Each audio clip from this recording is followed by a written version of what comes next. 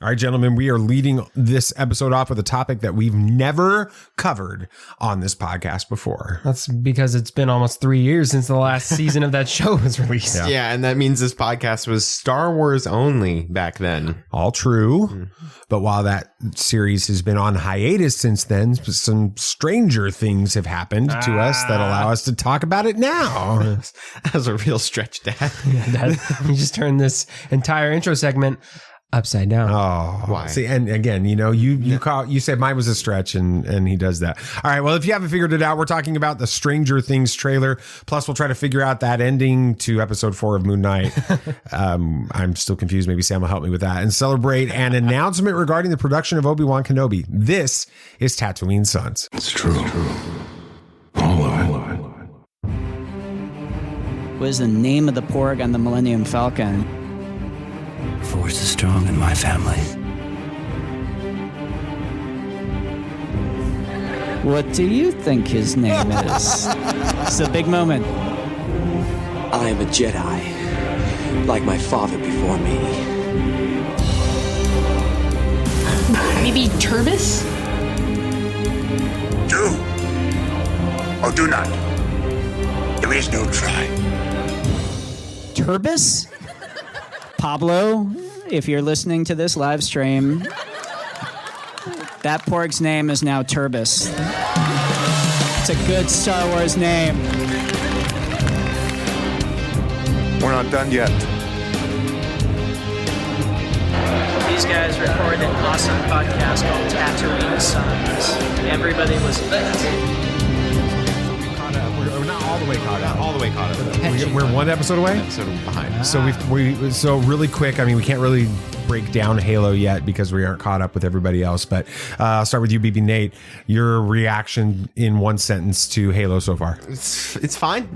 It's fine, really. I'm not like super into it yet. Okay, I think all right. that it's just really, I don't know. It hasn't grabbed me. Okay, all right. What about you, Yeah, I'm Samuel? about there with Nate. There's just no real hook to it at the moment. There's no stakes at all. Yeah. All right. Well, I like it. I think it's I mean, interesting. it's not bad. No, not at all. All right. Well, we'll see. Well, welcome to Tatooine Sons, a pop culture podcast, the only fan podcast to name a canon Star Wars creature and to be endorsed by the writer-director of The Last Jedi, Rian Johnson, who we are praying will be in Anaheim at the end of May. We believe that pop culture is the mythology of our generation, that there is a story, it is written on our souls, and that these myths. You added like 4 syllables. My mind was thinking about the mythosaur. And that these myths speak to that story. And that is why we were talking about the trailer for season 4, part 1 of Stranger Things. That absolutely bizarre ending to episode 4 of Moon Knight, which again, like I said, I'm confused by. Same. And a first for Star Wars live action. I am David. I am the dad. Hi, Dad. I am honored to be joined every week by my 2 amazing sons, Samuel the Hutt. Tell us what you're talking about. Yeah, looks like this show has switched from moonlighting to gaslighting because I have no idea what's going on now. Nobody does. Yeah. At all. All right. Nate? BB Nate? I mean, I guess Stranger Things isn't confined to Hawkins anymore. No, it's definitely not. You, Dad? They didn't say that. Yeah. What you talking about? When the maestro asks if he can write Obi-Wan Kenobi a new theme, it doesn't matter if you're a history-making composer yourself. You let him. Yeah. Thank you so much for listening to this show. If you are a first-time listener, super excited to have you here.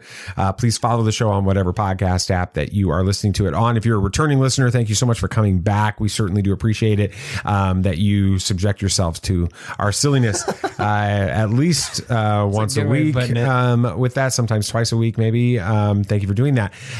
We are excited about a new sponsor for this episode, Newsly. It's an all-in-one super audio app for iOS and Android. We're going to talk a lot more about that a little bit later in the show. So make sure you listen to that because there's an offer there. It's free and you can check it out and you'll understand. Plus, you're already listening to stuff already. You're already literally listening. You could be listening on Newsly right now. If you're a Newsly listener, let us know. Anyway, Friday's episode of the podcast, our interview, is going to be with Quentin Brodnack from Project Nerd. We met him. BB Nate and I met him at Pensacon. Awesome guy. We have an announcement very quickly before we get into the meat of the show. We are going to be participating in a massive Star Wars Celebration meetup on Wednesday, May 25th, 2022. And and we want to invite you to join us there and be a part of it. And it's at Biggs in Fullerton, California. And it is more than just a Star Wars Celebration meetup, more than just a Tatooine Sons podcast listeners meetup. It is Sam's 21st birthday. Ooh, happy birthday. So Thank you. That will be a lot of fun. It's actually part of the massive Bunta Eve Cantina, where they're doing Alderaan Idol. They've already been, some people have been submitting their video auditions. You have to audition? And they've been selected. And the first round has been set. I did not, but they're also going to be doing karaoke, which I'm thinking I may have never done karaoke. You could do it. If we get 30 people to show up, no. No, not happening. That's definitely not happening. All right. Some of the people that are going to be there, Misty Rosas. She's the performance artist for Queel in The Mandalorian season 1. And she also played Frog Lady in season 2. Yeah. Dominic Pace, our good friend, Gecko from The Mandalorian, is going to be there. Leilani and Ariel Shui for the Jawas from The Mandalorian. We met them at Pensacon. With that, Kevin Thompson, who played Chubway, one of the Ewoks in The Return of the Jedi. Awesome. Tim Donaldson, he was a Jawa in A New Hope. Okay. With that, Eric Walker, who played Mace Tawani in Caravan of Courage and Ewok Adventure. Wow, that's a deep dive. Plus, many of your favorite podcasts and Star Wars content creators are going to be there. So it's the place to be. If you're at Star Wars Celebration Anaheim It's Wednesday, free to go. you need to be there. Just So go. it starts at like 4, but it goes till like 2 in the morning. And if you're because why not, right? Where else are you going to hang out that night? I couldn't do that. So Biggs Fullerton, Wednesday, May 25th. There's some information of it. It will be in the show notes. All right, enough talking about what we're going to talk about. Let's talk about what we're talking about. The trailer for Stranger Things Season 4, Volume 1, or just all of Season 4, we're not quite sure yet, is finally out, and it was a doozy. It gave us a lot to chew on and think about, and it will surely be an intense. When you have something that's season. monstrous and you use the phrase chew on, it throws me off, makes me uncomfortable. That's the point. Okay. But it'll surely be an intense season. So let's talk about all of that. Have you ever danced with the devil in the pale moonlight? Yeah, I can fly.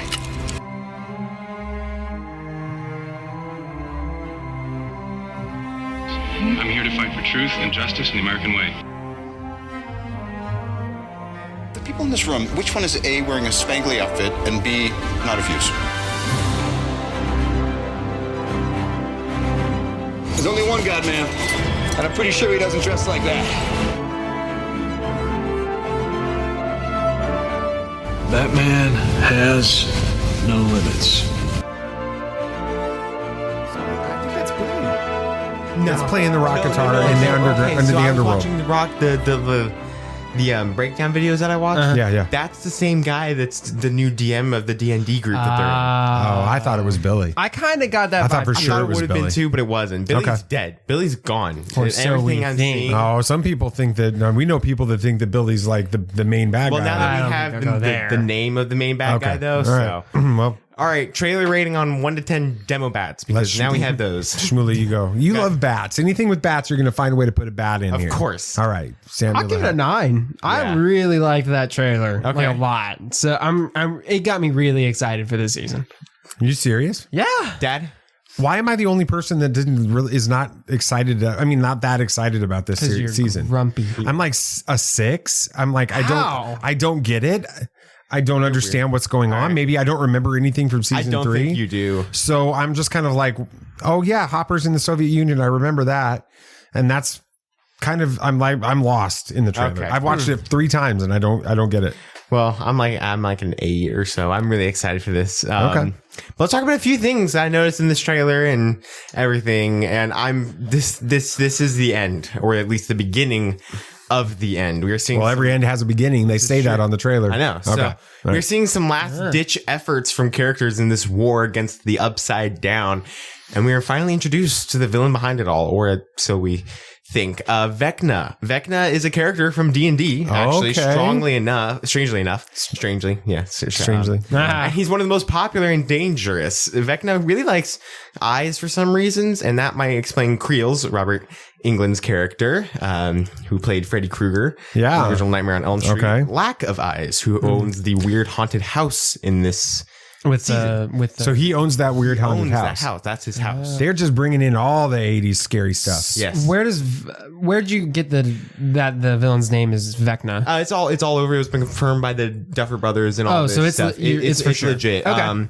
But he was created in a campaign when D&D just started, and he's kind of evolved into this big villain for D&D. So it's cool. It's a big deal. So Sammy, thoughts on this villain? Do you think he's the big bad? Yeah, I think he is. That was one of the things that I really liked about this trailer is it's like, there's the guy who's behind it all. That's been behind all the things we've been seeing for the past 3 seasons. In the Upside Down that speaks English. Right. Well, yeah, but that was exciting. I'm like, here it is. Here's the big bad guy. That's in charge of it all, and that's what gives it that feeling of beginning of an end to me, at least, because we have the guy behind it all. It's almost like seeing the Emperor in episode 5, just a little bit. And then probably in episode 6 or part 2 of this, he'll really come into play and finish off the See, I totally disagree. The fact that we know who the bad guy is in this one takes a lot of the mystery out of this series for me. This is the end. I know, you can't but have an end. I don't want to know going into the final season that what the villain is, what his name is, what he looks like. The fun about Stranger Things is not being clear as to what. There's going to be a lot of twists with this character. A lot of twists is fine.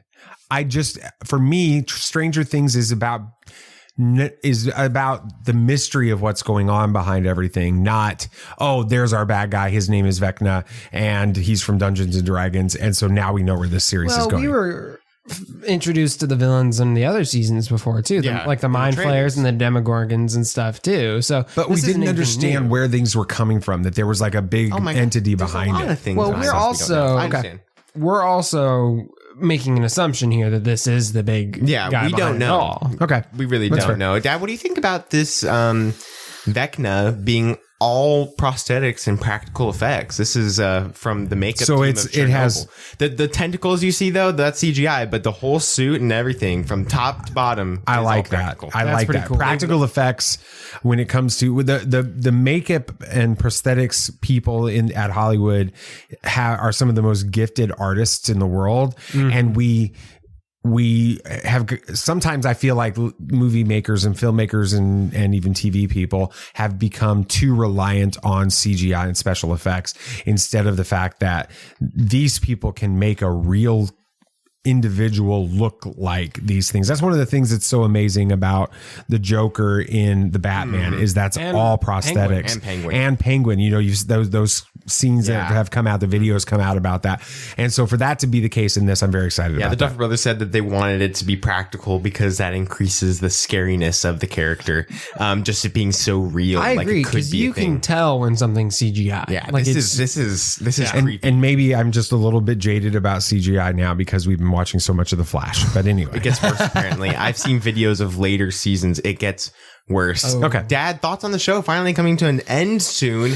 And do you think this will set up a good ending for volume 2? As much as I've been sort of lackluster and critical of the trailer so far, I am going to be there, and we're going to hopefully get a chance to binge watch the whole season or at least the first half when it comes out. Is 4 episodes. And there will be a celebration. I know.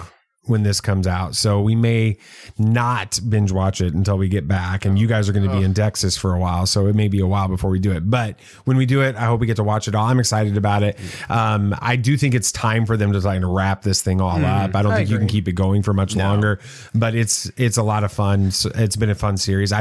Honestly, when this series first premiered, I had no interest in it, and the buzz around it was so big that we decided to watch it, and I fell in love with it. Yeah. We all did. I'm happy we did watch it. It's a really good show. And so I'm excited about it. Yeah. Lots of plots and locations in this season. In past seasons, we have really only stayed in Hawkins, minus that little trip with the weird group of kids that Elle found in the second season. That's right. The Star Wars episode. Yeah, it was so strange. Like where she was using the Force and everything. And we even stayed in a mall for a whole season last season. That was cool. And now we have California, Hawkins, and even Russia. And that's all we know of right now. Dad, What do you think about the wide range this penultimate season is going for? You got to use the word penultimate. I That's used good. it a couple times, yeah. I do think that all roads lead to Hawkins. And in this trailer, it felt like all roads lead to Hawkins.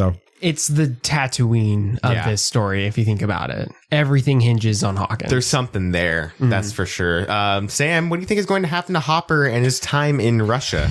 Yeah, I'm not so sure. That storyline's still a bit weird for me. It almost feels like they threw it in just to say, oh, well, we don't want to get rid of Hopper. I know that's not what they're doing or what they've done, but that's almost what it feels like. I'm sure that they will bring it in. Obviously, it's still tying into the Upside Down. We saw some Demogorgon gladiator battle fight pit, because we know Russia's doing experiments trying to understand the Upside Down too, so I'm sure that there will be a plot there or will be some significance, but I couldn't guess what that would be at this point. I'm not. He's looking more and more like the like his character from Red Guardian. That's he really does. Boy, if this turns into be an MCU crossover, that would be the coolest thing ever.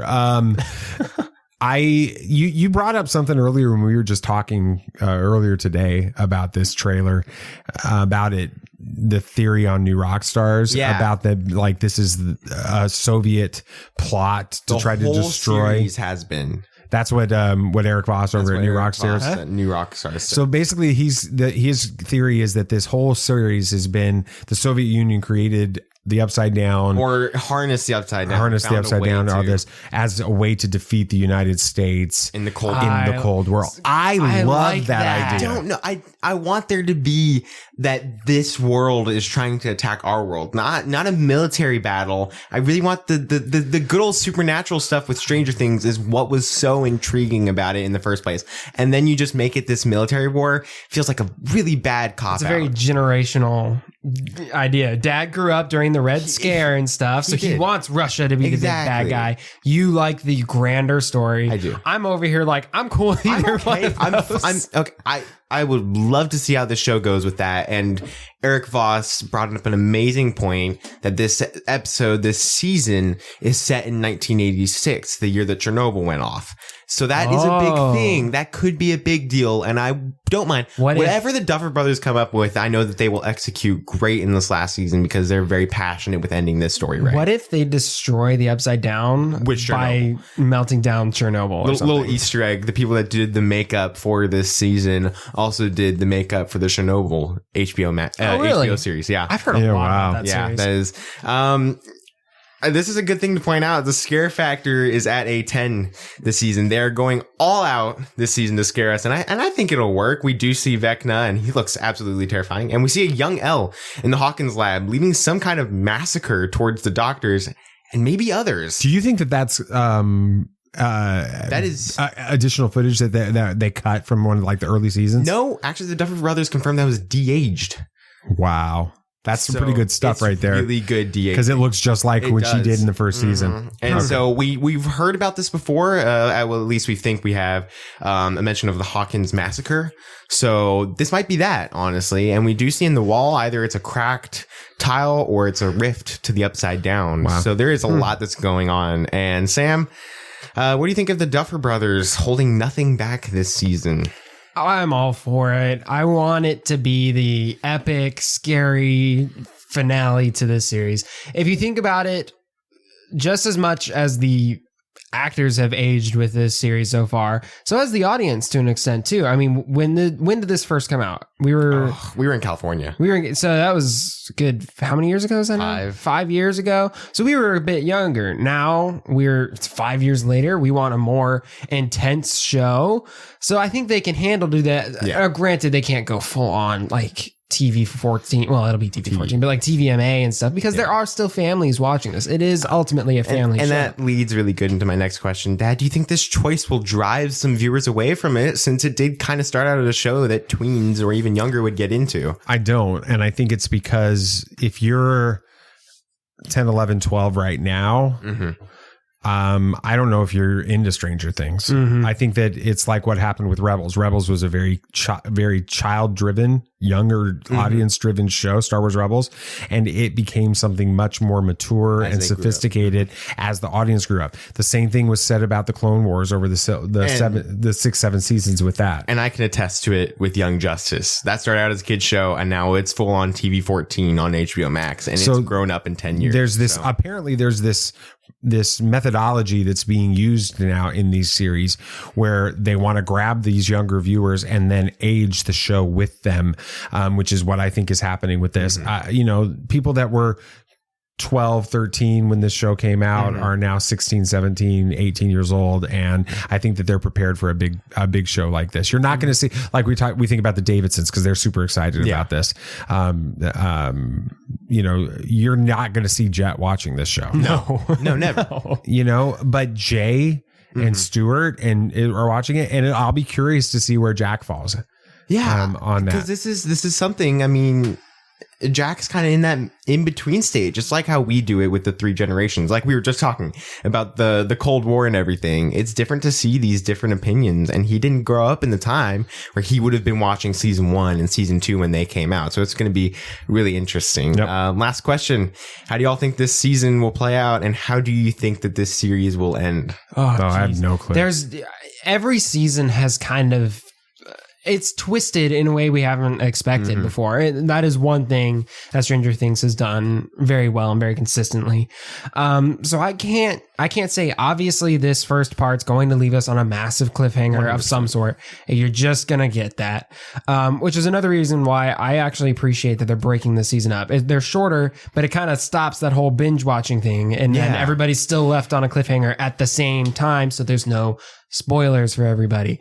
So I like that. But as how to play out, I don't know. I think you're going to get a end of episode 6 of Star Wars or end of episode 9 moment where they do fully defeat the bad guys, or maybe not quite, like in episode 6. And there's a big celebration. Now, there might be some sacrifices along the way. I have a feeling a main character will actually die. There's a lot of ones. I think that I think Scott is his name. They think he's going to die. Yeah, something like that. But ultimately, I think it's going to be a good end to the series.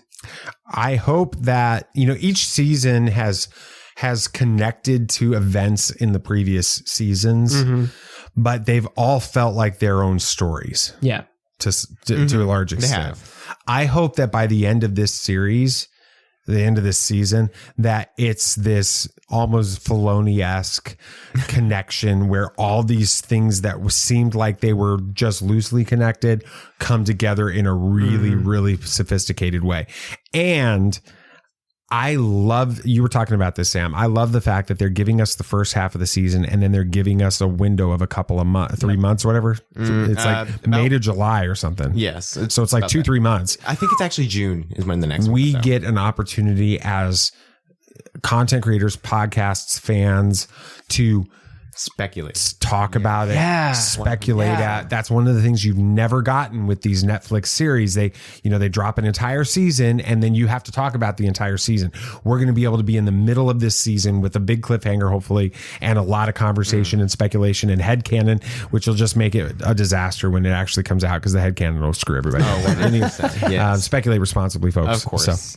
But after waiting for 3 years, I can finally say I am super excited for the penultimate season. There you go. Of Stranger Things. Volume 1 comes out May 27th on Netflix. And just to clarify things, a lot of people think that there's a season 5 coming out from a lot of clickbait things. There's not a season 5 coming out. This is season 4, volume 1, and the show is ending with volume 2. So just clarifying that. Very nice. Very nice. All right. Some time for some bad news. Apparently, Rose is returning to Star Wars. Okay. What? Oscar Isaac has rejected Disney for Universal. Didn't we just talk about that? No. And the mighty Thor shouldn't be worthy to wield Mjolnir. Huh. That's all next on Bad News. This is not going to go the way you think. All right, gentlemen, let's talk about Newsly for a couple of minutes. Yeah, all right. Let's do it. All right, so if you're listening and you don't know what Newsly is, I'll explain. It's an all-in-one audio super app for both iOS and Android. And what it does is it picks up web articles about the most trending topics on the web at any given moment, and then it reads them to you in a natural human voice. And so what that means is that really for the first time in the history of the internet, the entire web becomes listenable all in one place. Yeah, I mean, you're able to browse articles from topics you choose and then start playing. So you can stop scrolling and start listening. You can do other things throughout your day. And you can also follow any topic as specific as you'd like, from sports to science to even Bitcoin, or even the best stuff like Star Wars, Marvel, DC whatever. Especially. DC. Star Wars.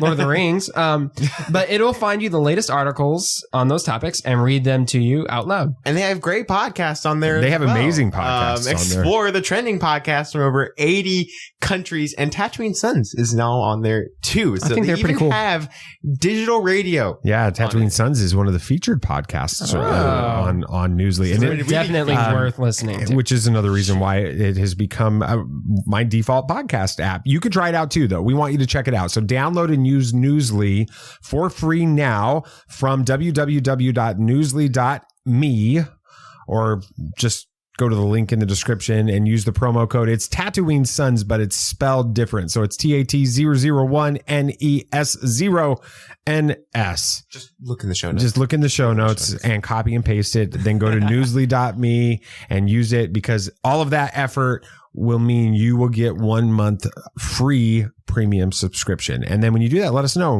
and tell us what you think. Well, you want the bad news or the really bad news? All right. Rose Tico actress Star Wars Return has been confirmed. What? Oh, what? I haven't heard about this. I put Episcream as I typed it wrong. It's because it makes us want to. It does. It's epicstream.com. They posted a headline on Facebook last week that was highly inflammatory, designed to work up the fandom menace into a lather.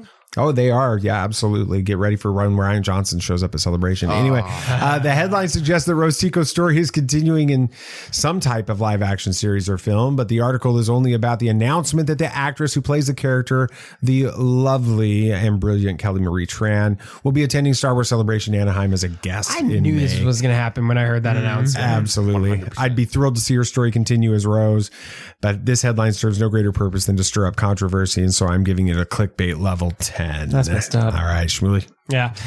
Marvel makes no sense. Fans are stunned by Chris Hemsworth's Thor replacement. Oh, wow. Literally no one that follows the long-running Thor comic series or has any knowledge at all about what has been reported regarding the plot of Thor Love and Thunder was surprised to see Jane Foster appear in the trailer released last week, wearing her own version of Thor's iconic helmet and armor while wielding Mjolnir. Yeah. But that isn't made perfect sense. Yeah, I wasn't surprised. But that isn't going to stop Inside the Magic from finding a way to accuse Marvel and Disney of some woke agenda or from story inconsistencies.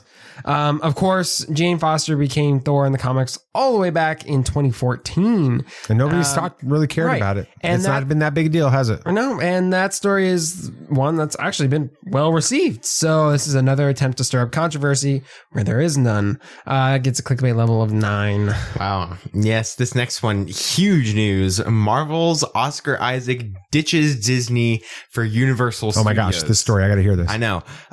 Oscar Isaac just visited Universal Studios in Orlando. That's literally the whole story. You're kidding. That's it. That was it. That warranted a whole article. Inside the Magic reported that Oscar Isaac was leaving Disney for. But that headline suggesting that he was like quitting Disney to go to Universal Studios. Wow. He just went to Universal Studios Orlando. Clickbait level 10, 23. That's low. That was one of the worst ones we've covered on this. It was bad. That's really bad. All right, Sam.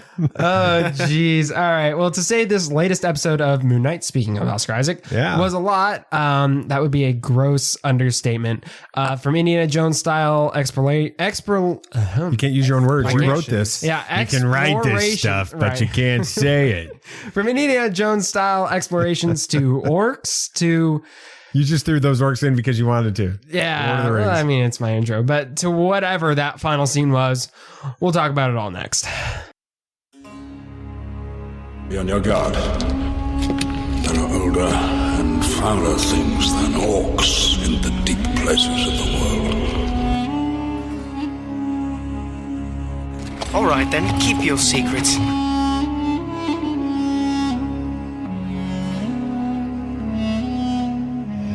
coming to us. Is as the footsteps of doom.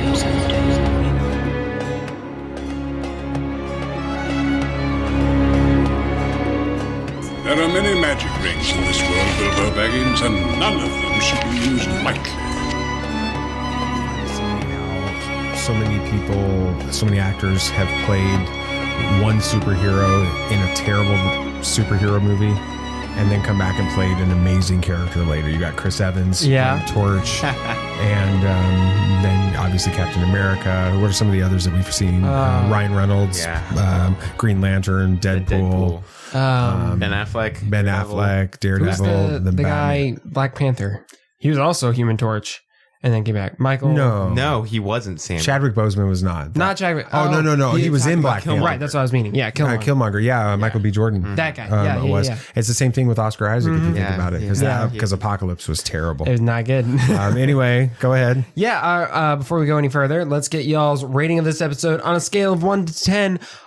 Organ jars. Okay. I'm gonna have to give this a 9. I really love this episode. It was a lot of fun. The ending was great. It moved the plot forward a lot to the next point of this, setting up the really good final act. Of course, we had the second act tragedy happen, so we're gonna lead into the good point. The good ending for this. It's been an amazing origin story so far, and this is going to be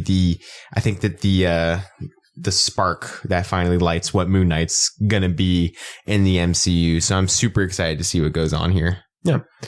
I'm gonna give it 7.5. Oh, okay. It was good. I mean, every episode has been good, but the ending. No, I'm not just grumpy. No, I mean maybe a little bit. But the ending was was bizarre. I think everything leading up to the ending was sort of predictable for me in this episode, and then the last whatever it was 5 minutes of this thing were just like amazing. Yeah, with it. So it was good.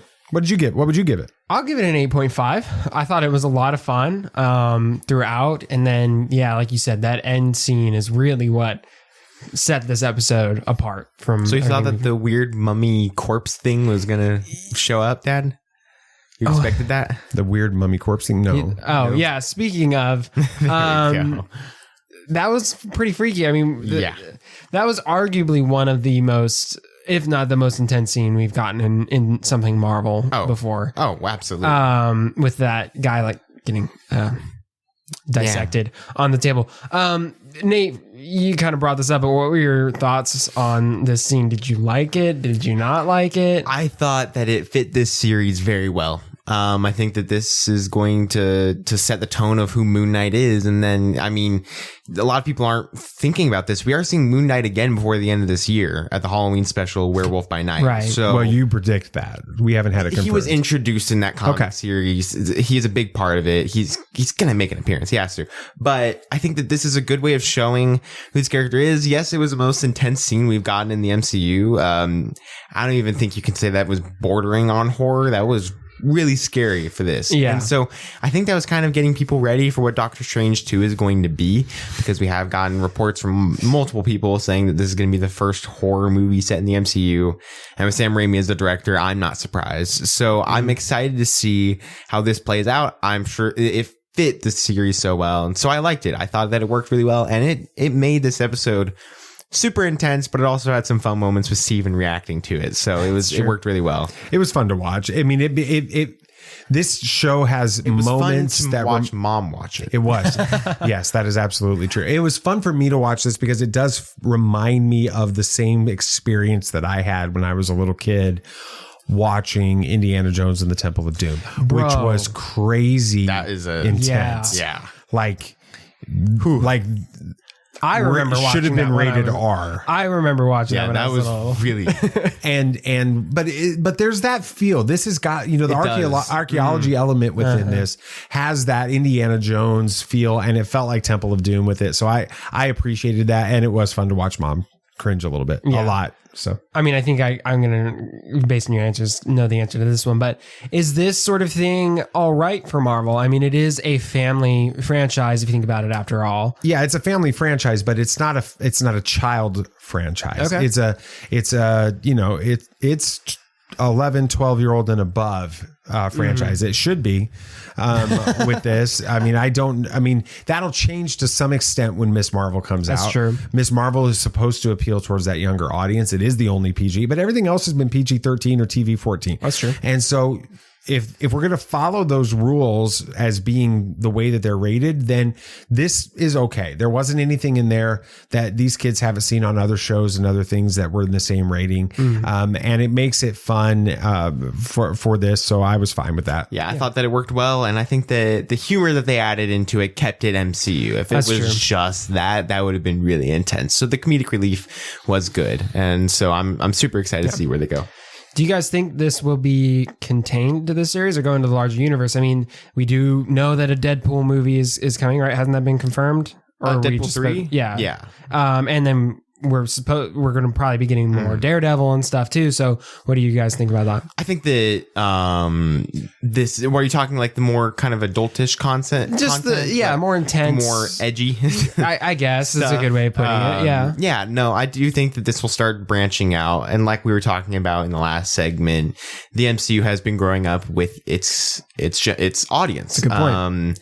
It's starting to get darker. I mean, we take Endgame. That was really serious with the sacrifice at the end. It was very emotional.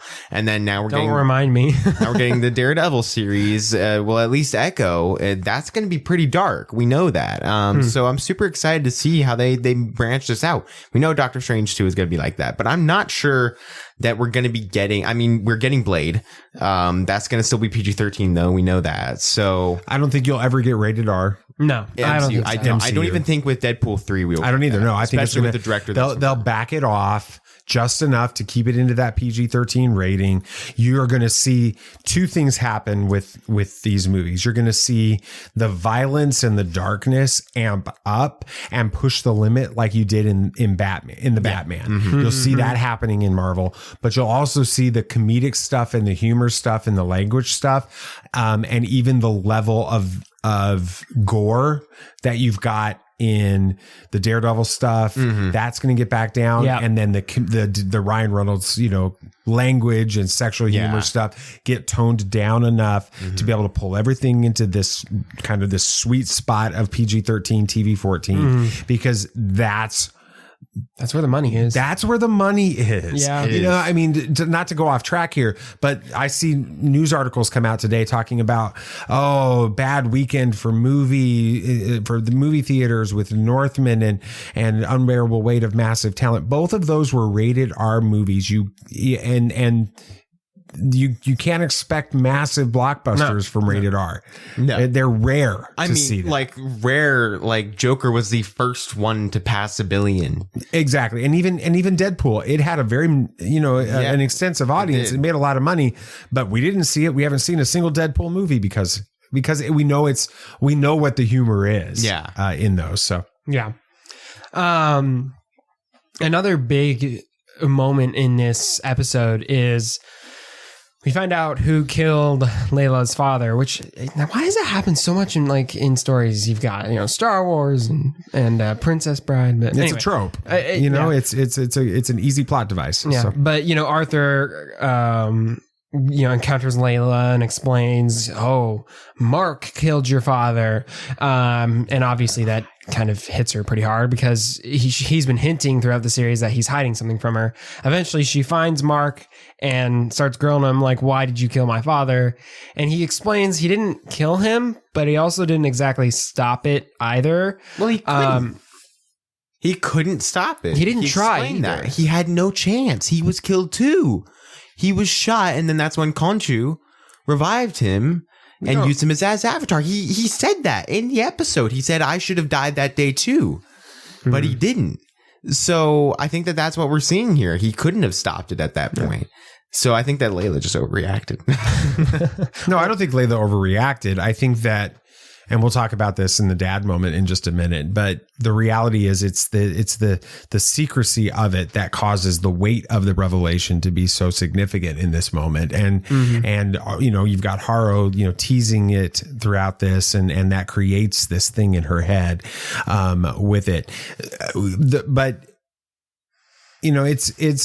it is a trope, and so it helps move the plot forward. It's something that was in the comics, wasn't it? This was part of Moon Knight comics. I think when we were setting it up, I don't remember hearing it. I thought it was. It didn't. Okay. When I was watching this episode, it didn't surprise you. I was kind of like, yeah, I remember that. The way I felt about it. I mean, I could be wrong. I knew that Mark was a mercenary, and he was on a mission in Egypt, and his friend shot him and left him for dead, and that's when Khonshu found him. But I didn't know. I haven't heard anything. I think that was a later revelation in the stories in the comics. Maybe. But why do you think Mark hid it for so long? Because he said he tried to tell her multiple times, but he just how do you tell the woman that you're in love with that you were present when her dad was dead, and it was your partner that did it? Yeah, that's a good point. That is a little difficult. And I don't think Khonshu helped in that case, because I'm sure that it was a lot of decisions between him and if he should do that or not, and if it would be even a good idea it was a difficult choice. Yeah. Where do you think that those two go from there? I mean, if they ever... Well, I think that Steven and Layla have a great future. Yeah, I agree. Steven's like sent it this episode. That's gotta be like, how does that work? Yeah, that is. Is that like weird. dating? Like one? No, I'm not gonna make that joke. I'm not gonna go there. Thank you. I'm not sure if it'll work, but it could come off very wrong. Right. Okay. Let's move on. But let's go ahead and just. Let's just talk about what everybody's talking about from this episode.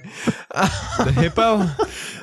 Yes, hippo. but specifically that entire crazy, weird end scene. I loved this scene so much. Yeah? Oh my gosh. We were sitting there and I was like, no way that he just shot Mark. And then they just switched the aspect ratio, and it's this weird adventure movie talking about things that we've seen in the series. And the main guy is Stephen Grant. Yeah. And I'm sitting here laughing because I'm not sure what is going on. Right. And then he's in a mental institute, and Layla's another patient, and Mark is the patient, and he's got a Moon Knight action figure, and so many things. And he's chained to his wheelchair, and he falls down. And Arthur Harrow's the guy running it, and it's in that room in the compound. It's so weird, and everything is just bleach white. Yeah, like the Moon Knight stuff. And it is crazy. I was just sitting here smiling. I was laughing. I was having so much fun with this storyline because I was right there with Mark, and that's something this series has done so well, make us confused as much as the main character, and they did it perfectly. And again, this is a testament to Oscar Isaac's acting in this show. It's been top tier to this point, and it was stunning in this final scene. He did an amazing job. So what do you guys think's happening right now? Do you have any sort of guess?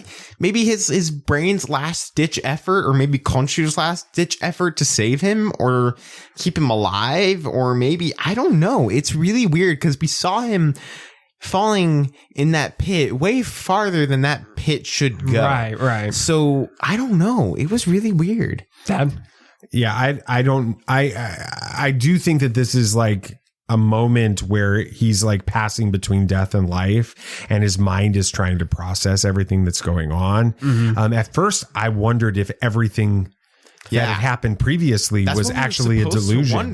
That's Nate. When that happened, I was thinking the same thing as you there, and it reminded me there was this. You had told me about this Batman comic that had a similar Last premise. Night on Earth. Explain. It's a Scott Snyder comic that wraps up his whole storylines of everything he did for Batman, and he's Batman and everything, and it's fine. But then he goes to he goes back to Crime Alley and finds a young Bruce Wayne right there. It's really weird and trippy, and the young Bruce Wayne shoots him, and he wakes up in Arkham Asylum as a patient, and all of these doctors are his villains. You know, you have his main doctor who was working on him the whole time was Dr. Joe Kerr.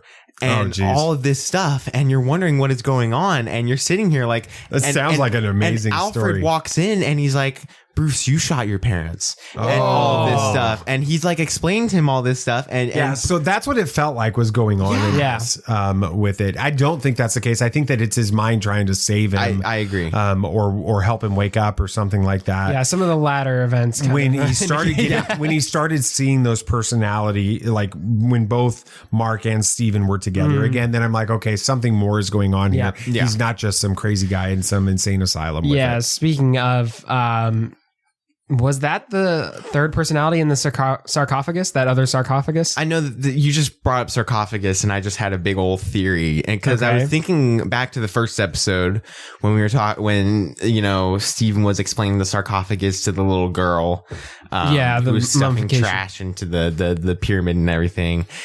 And I've been thinking about this every episode of why she was like, "How did it feel when you were judged?" And I'm wondering what that is. And I'm like, was that little girl an avatar for one of these gods or something? So I'm wondering if that's going to be brought in this next episode, because that's a huge deal. And I'm wondering if it's the one that was at the end here. Yeah. I'm wondering if that's what it is. Yeah. Okay. No, I think that the third person, is that what you're asking? Who's in the sarcophagus? Yeah. I mean, it's the third being. It's Jake, is what we assume it is. But right. But it's the third personality that's we have been speculating about throughout the series. So. And they made a choice to walk past it, which is really strange and curious. Yeah. They don't want to acknowledge. They don't want to acknowledge that personality's there. They're scared of him as much as he wants to get out. So. Yeah, and you mentioned it, and it's kind of blown up on the internet. But who's the hippo goddess thing?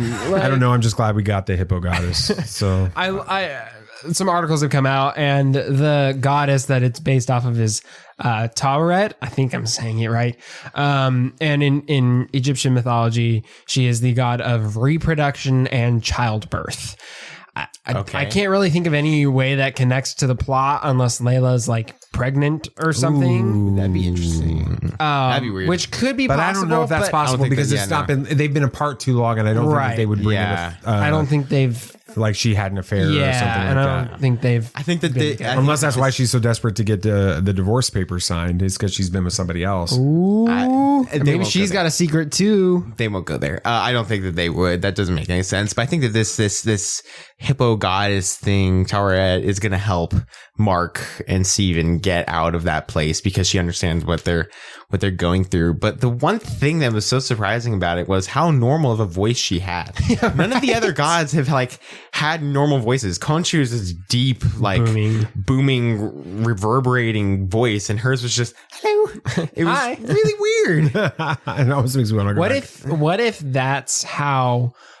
Because Steven's like super into mythology, right? Egyptian mythology. What if that's how he like sees his mom or something, and that's his like projection of her? Because we haven't met the mother yet, right? So that's his like that's his personification of his mother is Taweret or something. That would be. I'd love that. That'd be great. Oh man! All right. Well, I think we should probably on that really strange note, go ahead and have our dad moment. I am your father. All right, so the secret that Mark has been keeping from Layla, which we have to remember Layla's his wife, is a really big one. He knew that it was going to be devastating when Layla found out about it. How could it not be? Yeah. But the buildup over the past several episodes is what's made it worse for her. Harrow knows the secret. He's been using it to divide Mark and Layla. And by the time it's revealed, things are ready within her to kind of blow up. And that's the important lesson in this. Bad news. And when I say that, I'm talking about the real kind, not the fake stuff that we make fun of on the show, is hard to face, but it's worse when we hide it from the people we love. Getting those secrets out in the open is the only way that they can be dealt with, and hiding them only makes them worse. Yeah. So... Well, there are only 2 episodes left in this series, meaning tomorrow's episode is the penultimate episode. No, you can't use that word there. It's not. The penultimate is the final one. No, penultimate is the episode before the final one. Is that what that means? Yeah, that's what penultimate means. That's why I said it. Never mind, it's a penultimate. It's the penultimate episode. And there's quite a lot to wrap up. So be sure to see how Mark gets out of whatever that situation is that he's in right now. That's going to be nuts. All right. We got movie moments. We do. Yeah. Nobody knows it, but there's a new Liam Neeson movie coming out Friday. Don't worry, you don't need to see the trailer. It's like all his other movies. We'll talk about that and more news from the cinema next on Movie Moments. At last we will reveal ourselves to the Jedi. At last we will have revenge. One new release this weekend, Memory. It's about Alex Lewis, a hired assassin at a turning point, living in El Paso, Texas. In the West Texas town of El Paso, I fell in love with the Mexican girl. Sorry. You can keep going. We can I don't remember anymore. Right? Yeah. Okay. No, we're not editing that. And he's coming to grips. It's my audition for Alderaan Island. Oh, okay. He's actually coming to grips with a faltering memory just as he plans to retire. Alex is ready to conclude a long career of violence and secrecy when an old contact gives him a final assignment. Dun, dun, dun. However, the job isn't what Alex bargained for and leads him into an FBI So this sting little operation. synopsis is the entire movie they're telling you. Okay. Led by Agent Vincent Serra, when Alex finds a trail of abuse leading from a child prostitution ring south of the border to a wealthy, influential El Paso real estate Magnet. Yeah. And her son, Alex, secretly guides Sarah's FBI team in the right direction. Though his inability to remember details is putting him in ever greater danger, Alex uses the skills he's owned from a lifetime in the shadows to force ugliness into the light. But he has to do it before powerful forces destroy Alex and erase Sarah's mission to get at the truth. Dun, dun, dun. The director is Martin Campbell. He's done other things I've heard of. I just don't remember them off the top of my head. The cast is Liam Neeson, Guy Pearce, and Monica Bellucci. I think I got that right. And the studio is Open Road. It is rated R for violence. She's Persephone some bloody in images Matrix. and language throughout. By the way. I can't remember who Persephone is. Are we going? No. Okay. No. I didn't even know this movie was coming out until I started. I saw a trailer for it and I'm just like, this is just Nobody mixed with Memento, and I'd just rather watch those movies separate. All right. Yeah. Moving along. For trailers this week, we had Lightyear trailer 2. I watched some of the trailer. It's okay. I didn't. It. My frustration. What are your thoughts on this movie so far coming? When you watch the trailer, it was. I mean, I'm excited to see it just because it is geared towards my generation. Let's just be real honest here. I didn't even know a second trailer came out, actually. Yeah, it just came out. I need to watch that. But from the first trailer, I was pretty excited. I'm pretty excited for the series. I'm more of an Up guy myself for Pixar. Like, Up is my favorite animated. I just feel like this movie doesn't know what it is. I think he knows exactly what it is. I think it does. I just don't know if they're going to be able to execute it right. And I don't know if it's the right time to make this movie. Toy Story should have ended at 3. Then they made 4. In our opinion. And it feels like we're getting to the point where we're like, okay, this series should be left. And I understand that they're trying to make this a big deal, but I just don't think it'll work. For box office results this weekend, The Bad Guys, surprisingly, leads the way with 24 million domestic, 87 million worldwide. Sonic the Hedgehog 2 is still running strong with 15 million domestic, 287 million worldwide. And Secrets of Dumbledore has already had a significant drop in its second weekend under Sonic the Hedgehog 2 with 14 million domestic, 280 million Yeah, let's have a moment of silence for the Wizarding World series because it's gone. Yeah. Anyway, this was a nail in the coffin. Yeah, but literally. Okay. Good job, Nate, guys. Good job, Nate. You guys have knocked out a good segment, so now I guess I got to try to pretend to be good. Good luck. Okay.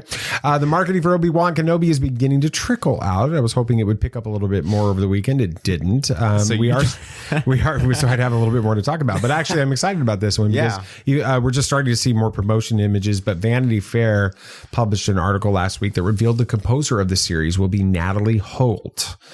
And she is the first woman to score a Star Wars live action property. Oh, wow. So who is Natalie Holt and what can we expect from her music? Hokey religions and ancient weapons are no match for a good blaster at your side, kid.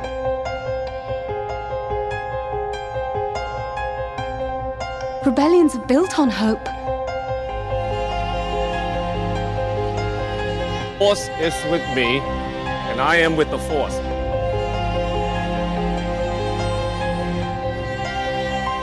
If you live long enough, you see the same eyes in different people. I saw the thing you sent us about Ewan McGregor talking about fighting Vader. Yeah, I can't read it because he curses like 3 times in it, but he's basically scared to death. Yeah. When Vader came up behind him in the scene and he turns around to battle him and he's... Have we seen Ewan McGregor fight like Vader? No. Like with the suit? Oh, Ewan McGregor has never done it. We've seen that's so cool. old Ben Kenobi in the original Star Wars movie. And Hayden hasn't put on the suit for more than 2 scenes in the original. Yeah. Revenge of the Sith. That's so cool. It's both exciting for both of them. All right, well, let's talk a little bit about some of this music that's coming up. And I guess the question that a lot of people were asking after this Vanity Fair article was, who is Natalie Holt? Well, she's her most notable credit, I guess, is as composer for the Marvel Loki series. And in addition to the Kenobi series coming out, obviously, which she's composing, she's also writing the music for Batgirl, which is currently expected to release in December. And there's rumors now that they're moving it to the theater because of the success of Batman with that. Wow. Now, you're both big time movie soundtrack nerds. When you guys listen to the Loki theme, what other film composers come to mind? It's really hard to pinpoint one because she has a very unique style. It's very different, electronic in some ways, but she uses some instruments and changes the way that they sound to get across what she wants to in the themes. She reminds me a lot of Ludwig Göransson. He's fantastic and does a lot of this stuff too. Reminds me of Hans Zimmer with his Dune soundtrack, especially, and how we completely changed. And he even came out in an interview and said he had to make new sounds for that soundtrack. So yeah, it reminds me a lot of that, and I cannot wait to see what she does with a Star Wars soundtrack. And it's super exciting. She's going to do a great job. Yeah, you sent us one of the tracks from the Loki soundtrack for us to listen to, so we can be familiar with her work. And what's funny is that track comes on my music regularly before then. Okay. So I was already familiar with her work, but I hadn't connected the name yet. But I'm kind of with Nate. She is unique enough in her style to where you can't really pinpoint it. But Nathan, I was literally thinking about it, and he hit the 2 composers. If I were to mix Ludwig and Hans, I think that's about as close as you get. Maybe throw in a little Michael. I don't think that Michael, but not really. Yeah. Michael Giacchino. Giacchino, yeah. But she mixes the orchestral with the sweeping electronic sounds too, and I'm sure that won't be the case with Kenobi because no. Loki was a very sci-fi weird, so you had the weird instruments to it, but the score itself and the actual orchestral instruments were really well done. So I think she'll knock it. Well, it's interesting because in the Vanity Fair interview where the official announcement was made, it makes it really clear that Natalie is a big time fan of the maestro, John Williams. She even says that John Williams narrated her childhood with movies like E.T., Jurassic Park, and of course, Star Wars. Sam, what kind of pressure is this to follow in the footsteps of your idol while scoring a series about one of Star Wars' most iconic characters? No pressure. Like, geez. I mean, with Michael doing the soundtrack to Rogue One, it was it was a new set of characters. It was stressful because he was the first one to do something like that. Absolutely. First outside of John Williams in the Star Wars. But he did great. Funny enough, Nate and I talked about this and Solo, but a day or so ago. And then you have John Powell, who did soundtrack for Solo, a original trilogy character. Granted, John did compose the theme for that movie, but he did the rest of it, and he knocked that one out of the park too. And then you got Ludwig, who also, he's doing his own, it was his own story, and he took a very different turn on it, but it fit Star Wars. So far, it's been a very good track record, but this is no small feat by any means. But I don't think she should be super worried because people have done soundtracks for Star Wars, following up John Williams, and done well. Hearing her previous work, she's done great. So I think that she'll do great too. But it's certainly nerve-wracking. Yeah. You know, Nate, one big revelation from the article is that John Williams specifically asked to write a theme for Obi-Wan Kenobi in the same way that he did for Han Solo with John Powell, like you were just talking about that. Holt actually said that Williams went straight to Kathleen Kennedy and said, "I just want to write Benny a theme."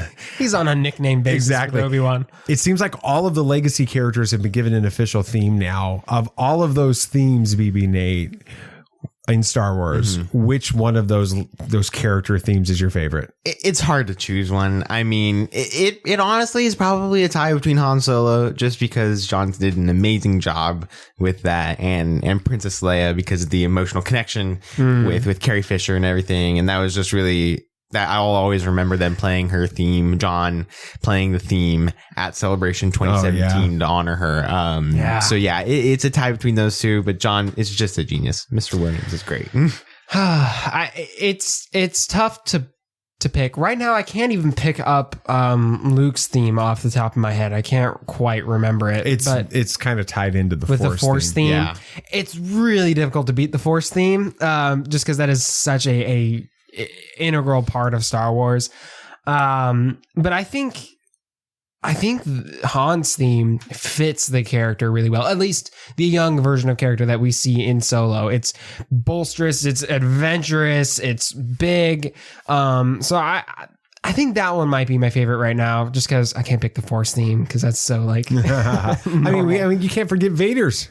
No. Oh, that's true. I mean, that you can't get more iconic than that. Yeah, than that, that's a good point. Or Emperor's theme too. Yeah, absolutely. The one I'm thinking of was in the original trilogy. I can't remember if that was just in the prequels or not. Right. But yeah. Interestingly enough, Natalie Holt is a violinist, and she played and even sang on some of the tracks for Obi-Wan Kenobi. Oh, cool. The Loki theme seems to be much closer to what we expect from a Star Wars cinematic score than the very unusual and initially controversial soundtrack for The Mandalorian. Sam, do you think that the Obi-Wan Kenobi score will be much closer to what we think of when we think of Star Wars soundtracks than what we've experienced with Mandalorian and Ludwig? I think it has to. And I think part of the reason is because the Star Wars soundtrack that we've come to know and love from the 9 films is largely associated with the Force, if you think about it. Rogue One's theme was a much more military soundtrack because it was a military story. Han Solo was an adventure film like Indiana Jones. Mandalorian was this it's hard to explain. Kind of a Western. Yeah, outer world sort of feel. But this one follows Obi-Wan Kenobi, an original trilogy character. He was also in the prequels and stuff too. I think it has to have a Star Wars soundtrack feel. Yeah, I think it does. But I don't think that it should stray far off from her own style. I don't think that I'm sure that she will do whatever she wants, and I'm sure she'll make it great. But I think that she should make it her own, like Ludwig did, like Michael did, and like John Powell did. Oh, I agree. All of them did their own thing with Star Wars, and it was all amazing. And I think that she did her own thing with Loki, and it turned out to be an amazing theme for it. I mean, it was something that I remember staying for at the end of the credits each time, waiting for a post-credit scene and just enjoying the music that was playing during it. So I'm super excited to see what she does with this, and it will be fantastic, I'm sure. You know, in the preparation for this, Natalie Holt said that she initially spent 2 very intensive days with Kenobi director Deborah Chow, actually going over footage, walking through the entire story, so she knew what was going to happen. One interesting nugget is when she says that Ewan McGregor, from what she's seen, is delivering a performance of a lifetime in this series. Final reaction on that? Hyper fact. 100% fact. I mean, this is a character that he's come out and said he loves playing before, and he gets to have a whole series dedicated to him doing whatever he wants with this character and making it who he wants to be as Obi-Wan Kenobi. And we have not had a main story following Kenobi in live action yet, or really even at all. Maybe a couple arcs in Clone Wars, but that was it. And so it's super exciting to see what Ewan's going to do with this. And of course, he's an amazing actor, and he's going to do a great job. Yeah, I think Nathan hit it on the nose. This is one of his favorite characters. He's a phenomenal actor. And I mean, if you think about it, this show is a once in a lifetime opportunity. So he better give it his all, but I'm certain it's going to be great. And we can tell it's going to be an emotional story too. So he'll do well with that. Sounds like it's going to be a lot of fun. Obi-Wan Kenobi releases in 1 month. Jeez. And we'll be there at Star Wars Celebration when it releases with several tens of thousands of Star Wars fans. That's crazy. Which would be awesome. Hopefully we'll get a taste of Natalie Holt's score in an upcoming trailer, maybe on May the 4th. Maybe we'll get that or a promotional feature very soon. We'll have to wait and see. Yes, we will. All right. Anything else you guys want to talk about? Anything else? Yeah, it seems that all the Tom Cruise, Tony Stark rumors were wrong. Thank God. Thank you, because that was stupid in the first place. I can't imagine. I hated it. That would be a disaster. That would be, and now it'll happen because we said that anyway. Of course. Zack Snyder reveals that filming has begun on part 1 of Rebel Moon. Are you excited about that? Oh, super excited! The concept art and the little stuff he's released looks so good, and it's an original property, not based off of any books or anything, and I'm so excited to see what he does with this. That's exciting. And again, we were already talking about him for a bit, but Ewan McGregor has been officially announced to attend Star Wars Celebration. Woo! So that's exciting. That's going to pretty much do it for this week. Our Friday episode is going to be with Quentin Brodnack from Project Nerd, and I'm not sure what we're going to end up talking about. We're recording a couple of days, so that'll be a lot of fun. Make sure you check out Newsly and get your free month to listen to that amazing audio first app that helps you stay up to date on all the news and articles out there. There's a code in the show notes for that, so check it out. And then again, the Star Wars Celebration meetup at Biggs Fullerton on Wednesday, May 25th, 2022, with all those amazing people coming out for the massive Bunta Eve Cantina thingamajig.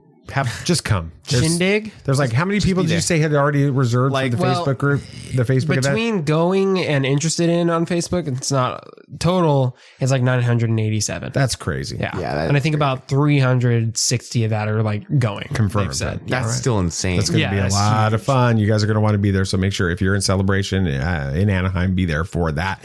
And that'll do it. Thank you so much for listening to Tatooine Sons, a pop culture podcast. Yes. If you had a good time listening, it would be awesome if you could share this with your friends. Awesome. Wow. Oh, yeah. Jeez. And of course, this show is only a small part of the Tatooine Sons world. So be sure to like us on Facebook and join our Facebook discussion group over there, and follow us on Twitter to get in on all of the action. And you can also keep up to date with everything we've got going on at TatooineSons.com. Yeah. And don't forget to follow the show on your favorite podcast app. You can do it on Newsly, the app there, so you don't miss our next episode, and give us a review on Apple Podcasts or Spotify or whatever podcast app you prefer. We would definitely appreciate it. Anything else you amazing gentlemen would like to say? May the Force be with you. May the Force be with you. May the Force be with you, always. This party's over. I like that Wookiee. Don't get technical with me. Join, please. Yep.